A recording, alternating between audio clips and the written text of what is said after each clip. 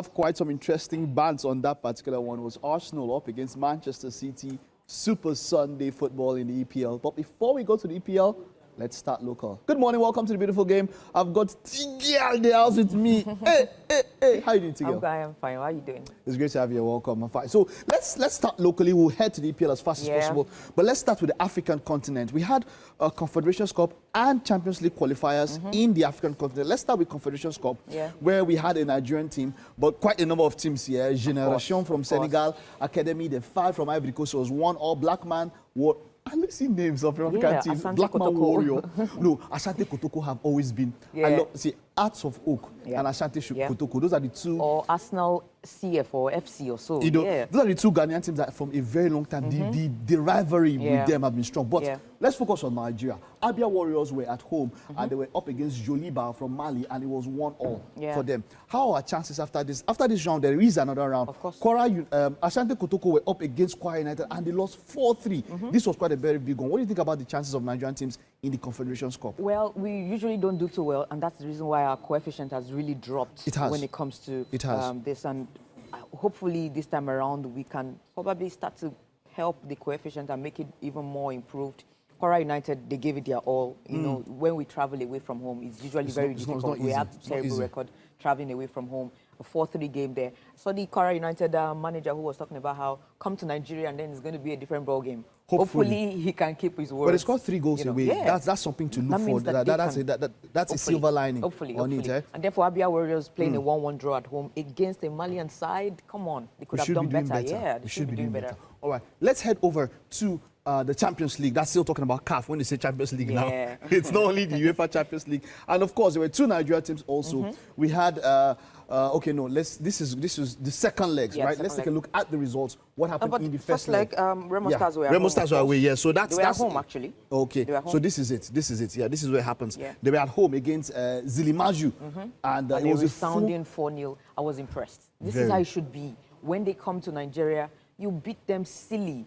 So that when you travel, at least if you are going to lose, you will not lose in a very woeful manner. You just really have the goals to cover for it. Are we looking at Remo Stars bringing back Nigeria into a little bit of the glory days? They are giving us, they've not given us that level of Enyimba outside of the league yet.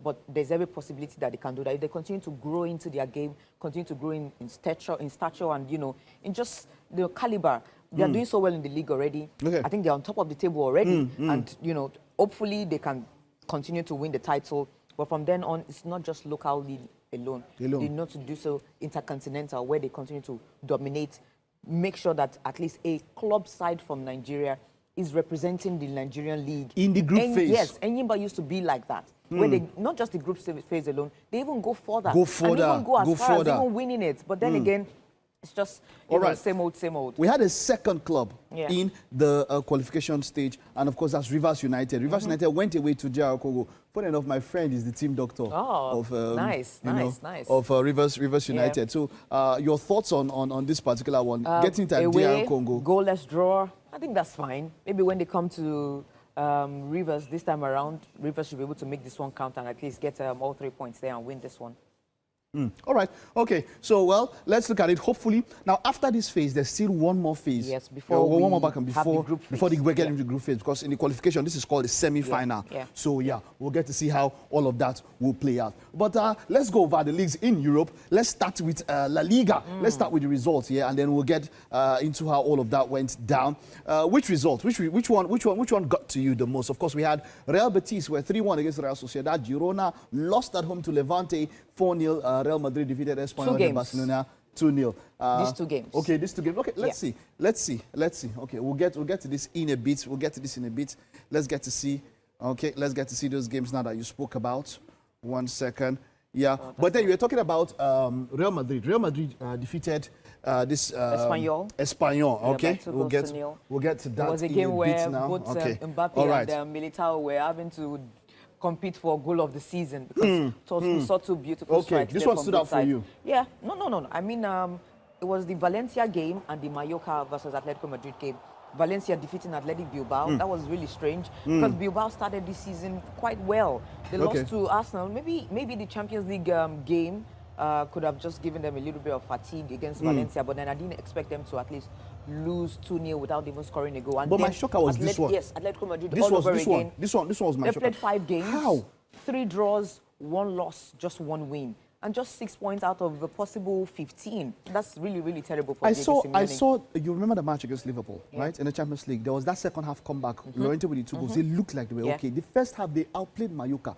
Only for them to pick up a red card. Missed the penalty, by the way. Yes, exactly. Alvarez missed the penalty in the 15th minute. Only for them to score after they had picked up a red card. And then I saw Mallorca coming back into the game. I really don't know what's going on with Atletico Madrid, especially away from home this season. They've been really terrible. Their first win came against Villarreal at home at the Metropolitano.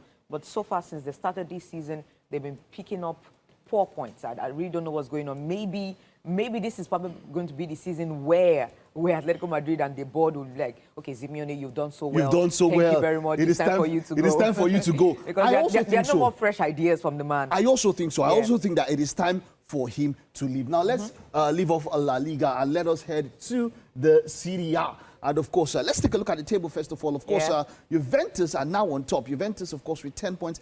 Milan won. Napoli have a game in hand. They'll play today. They'll play today against Pisa. They'll play today against Pisa. But let's take a look at this one first of all. Let's take a look at this.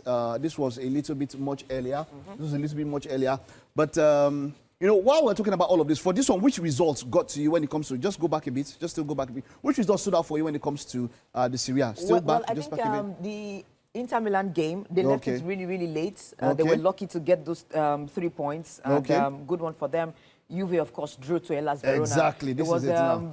Orban, Orban, who was the man of the match in that particular game. Exactly. Let's talk about him, coming back. Look, I think that's the reason why I side with Yakubu's testament, talking about how every player that pops up, that just has a very good 1 game, 2 games, the next thing you want to bring him into the setup. Come on. You mentioned Yakubu, of course. Come on, we need consistency. We need players who would earn their spot. Most of you will remember Toyosi on that particular interview with Sunday Olise and Yakubu Ayebeni, where they spoke a lot about the national team and all of that. But Ademola Lookman... Another game here. I think Max Allegri is doing so well. Just 1 game, just 1 goal conceded.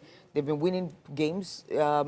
The first game of the season was the only blemish for them. But they've been able to get into their stride and they're really... Christian Pulisic is back scoring goals now. Now, this is the big one. Ademola Lookman came in for about 3 minutes. Atalanta, he started on the bench. Is he being reintegrated back into the team? We know he's not match fit. So, yes, of course, after that loss to Paris Saint-Germain, they've also asked him to come back into the setup. They need him. He's their best player, one that gave them their very first European trophy.